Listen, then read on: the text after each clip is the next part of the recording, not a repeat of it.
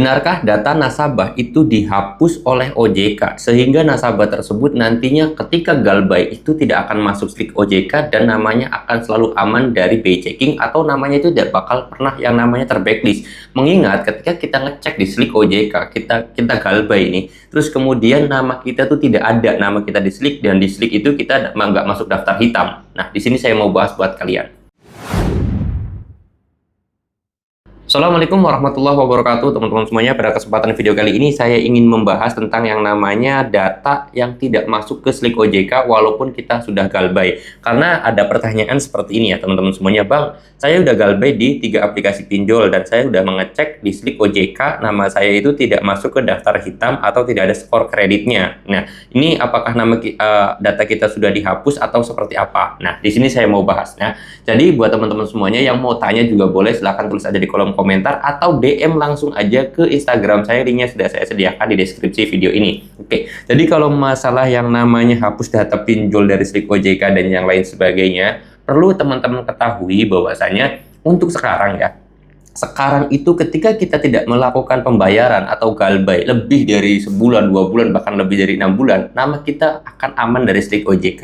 Kenapa? Karena sekarang OJK itu udah memberikan aturan atau membuat aturan baru yang mana ketika nasabah tersebut melakukan pinjaman, itu bukan masuknya ke slik OJK, tapi ke Pusdafil. Apa itu Pusdafil? Pusat Data Fintech Lending. Kalian harus tahu juga nih. Pusdafil itu apa, Bang? Ya, Pusdafil itu sebenarnya sih sama aja kayak OJK, hanya aja kalau slik OJK itu menaungi pihak perbankan dan yang lain sebagainya, kredit dan yang lain sebagainya. Tetapi kalau Pusdafil itu terkhususkan hanya untuk masalah pinjol aja, teman-teman semuanya. Jadi kalau kalian itu kasarnya ini slik OJK ya. Slik OJK itu punya anak perusahaan atau anak cabang gitulah. Cabangnya di sini namanya Pusdafil. Nah, Pusdafil ini khusus untuk mendata semua orang yang pernah melakukan pinjaman.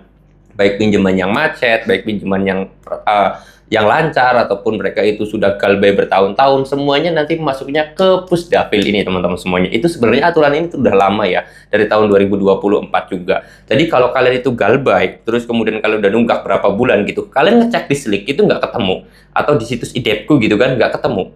Nah, bisa saja seperti itu. Terus kemudian kalau di slik OJK-nya nanti nggak ketemu, tapi di Pusdafil itu akan tetap ada seperti itu ya. Nah, untuk mengecek data Pusdafil tersebut, saya sendiri belum mendapatkan situs yang resmi ya untuk mengecek data kita. Tetapi kalau kalian pengen coba juga, kalau misalkan Bang beneran nggak masuk gitu, kalian boleh nanti iseng-iseng lah mengajukan utang ke bank, gak usah banyak-banyak, 5 juta atau 10 juta gitu kan. Lihat data nama kalian, pasti nanti ditolak karena mungkin data kalian itu sudah namanya jelek ya gitu ya, kalau kalian memang sudah pernah galbay.